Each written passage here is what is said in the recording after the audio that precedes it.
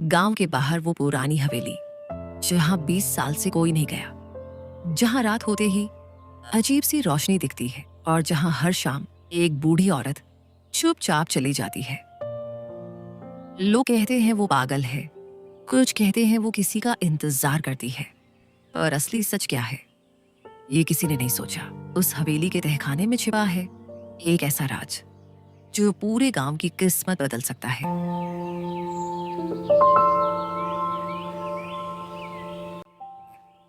राजस्थान की सीमा से लगा छोटा सा गांव, बड़गांव। सुबह की हल्की धूप, मिट्टी की खुशबू और बाजार की चहल पहल। गांव के चौक पर एक पुराना लकड़ी का ठेला लगा था। उस पर लिखा था जसोदा अम्मा के मशहूर गोलगप्पे। झुकी हुई कमर, सफेद बाल, कांपते हाथ, लेकिन चेहरे पर अजीब सी शांति। मुन्ना, पानी अच्छे से ठंडा कर दे बेटा, आज गर्मी ज्यादा है। 12 साल का दुबला पतला लड़का मुन्ना, जो अनाथ था और अम्मा के साथ ही रहता था। अम्मा, आज तो फिर भीड़ लगेगी। कल मास्टर जी बोले थे आपकी चटनी जैसी कहीं नहीं मिलती। अम्मा हल्का मुस्कुराई, लेकिन उनकी आंखें सड़क की तरफ लगी थीं, जैसे वो किसी का इंतजार कर रही हों। गांव वाले अम्मा को प्यार करते थे, लेकिन एक बात किसी को समझ नहीं आती थी। अम्मा हर शाम ठीक सूर्यास्त से पहले अपना ठेला समेट लेती थीं और सीधे गांव के बाहर वाली हवेली की तरफ चली जाती थीं। वो हवेली जो 20 साल से वीरान पड़ी थी, जहां से रात में कभी कभी अजीब सी आवाजें आती थीं। गांव के बच्चे पास भी नहीं जाते थे। लोग कहते थे वहां आत्माएं भटकती हैं। कभी किसी को अंदर से रोने की आवाज आई थी। रात में खिड़की में परछाई दिखती है, लेकिन अम्मा हर रोज वहां जाती थी। सूरज ढल रहा था, बाजार खाली होने लगा। अम्मा, आज मैं आपके साथ हवेली तक चलूं? अम्मा का चेहरा सख्त हो गया। नहीं बेटा, तू घर जा, ये रास्ता तेरे लिए नहीं है। मुन्ना चुप हो गया। उस दिन मुन्ना ने तय किया वो सच जाने बिना नहीं रहेगा। मुन्ना धीरे धीरे अम्मा के पीछे पीछे चला।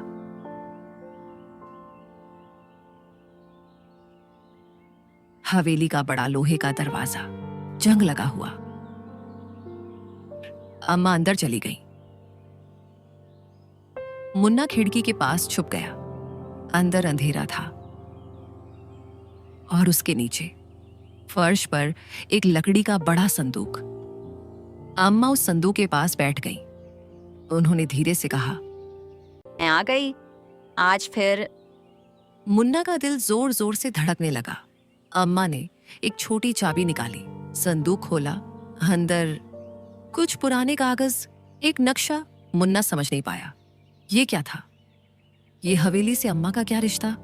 अचानक ऊपर की मंजिल से आवाज आई, ठक ठक ठक। अम्मा चौंक गई। मुन्ना डर गया। सीढ़ियों पर किसी के कदमों की आवाज,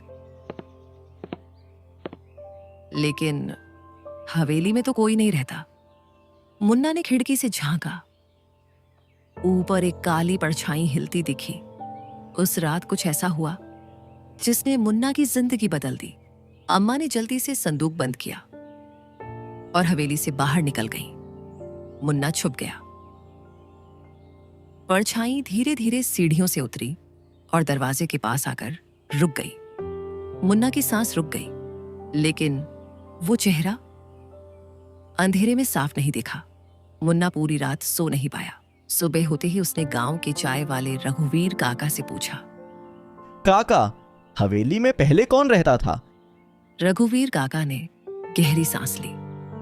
बेटा, उस हवेली में एक परिवार रहता था, बहुत अमीर थे, पर एक रात अचानक आग लगी और सब खत्म हो गया। कोई बचा नहीं?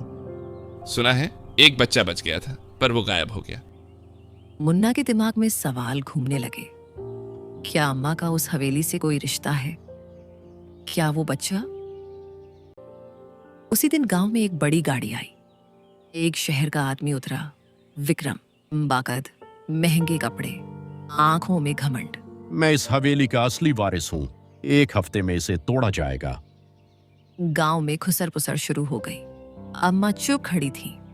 उनकी आंखों में डर नहीं, बल्कि चिंता थी। ये हवेली नहीं टूटेगी। विक्रम हंस पड़ा। क्यों? तुम्हारा क्या है इसमें?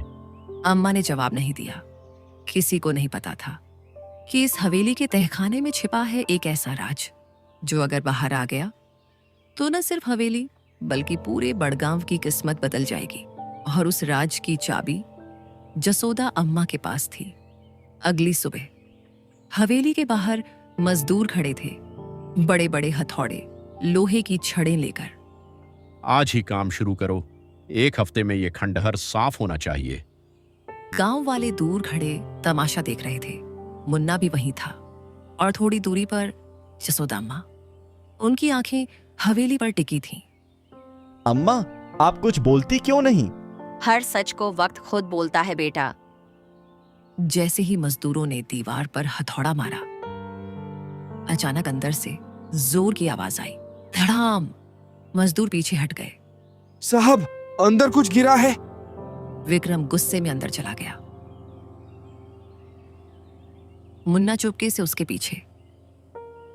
हवेली के अंदर अंधेरा था और उसके पीछे एक पत्थर का दरवाजा दिखाई दिया। यह हवेली का वो हिस्सा था जिसके बारे में गांव में कहानियां थीं। लोग कहते थे यहां तहखाना है। दरवाजे पर लोहे का बड़ा ताला। विक्रम ने उसे तोड़ने का आदेश दिया, लेकिन तभी अम्मा की आवाज गूंजी। उसे मत तोड़ो। सबकी नजर अम्मा पर गई। तुम फिर आ गई। तुम्हें क्या मतलब? उस दरवाजे को खोलने की चाबी मेरे पास है। पूरा गांव सन्न रह गया। अम्मा ने अपनी साड़ी के पल्लू से वही छोटी पुरानी चाबी निकाली जो मुन्ना ने पिछली रात देखी थी। विक्रम की आंखें सिकुड़ गईं। तुम्हारे पास ये चाबी कैसे आई? उन्होंने आगे बढ़कर ताला खोला। तहखाने में एक बड़ा कमरा था, बीच में एक लोहे की अलमारी। विक्रम ने अलमारी खोली। अंदर थे पुराने दस्तावेज, जमीन के कागज, सरकारी फाइलें। विक्रम एक एक पन्ना देखने लगा। उसका चेहरा बदलने लगा। एक दस्तावेज पर लिखा था, हवेली और उससे जुड़ी 200 बीघा जमीन ग्राम बड़गांव के नाम दान की जाती है। हस्ताक्षर हरिपाल, विक्रम के दादा। पूरा तहखाना शांत हो गया। ये झूठ है। झूठ नहीं बेटा, सच है। तेरे दादा ने ये जमीन गांव के नाम की थी। गांव वाले हैरान। अम्मा, आग कैसे लगी थी? अम्मा ने गहरी सांस ली। वो आग हादसा नहीं थे। सबकी आंखें फैल गईं। 20 साल पहले जब साहब ने जमीन गांव को देने का फैसला किया तो कुछ लालची रिश्तेदारों ने दान के कागज रोकने के लिए हवेली में आग लगवाई। तुम्हें ये सब कैसे पता? क्योंकि मैं उस रात यहीं थी। मैं साहब के यहाँ काम करती थी। आग लगी तो मैंने तहखाने में छुपकर जान बचाई। साहब ने मुझे ये चाबी दी और कहा, सही समय आने पर सच सामने लाना। पूरा गांव सन्न। सालों तक अम्मा ने इंतजार किया। हर शाम हवेली आकर ये देखती थीं कि सब सुरक्षित है। तहखाने से निकले दस्तावेज पंचायत में रखे गए। गांव के बुजुर्गों ने एक एक कागज पढ़ा। सब साफ था। हरिपाल ने हवेली और 200 बीघा जमीन ग्राम बड़गांव के नाम दान की थी। विक्रम ने लंबी चुप्पी के बाद कहा, अगर दादा ने ये जमीन गांव को दी थी तो वही होगा। अम्मा चुपचाप तहखाने के दरवाजे के पास बैठ गई। मुन्ना पास आया। अम्मा, अब समझ आया, आप रोज यहाँ क्यों आती थीं? अम्मा मुस्कुराई। मैं डर से नहीं आती थी बेटा, मैं वादा निभाने आती थी। एक बच्चा गोलगप्पा खाते हुए बोला, अम्मा, आपके गोलगप्पे इतने स्वादिष्ट क्यों हैं? क्योंकि बेटा, इनमें सिर्फ मसाला नहीं, सच और धैर्य मिला है। मुन्ना हंस पड़ा।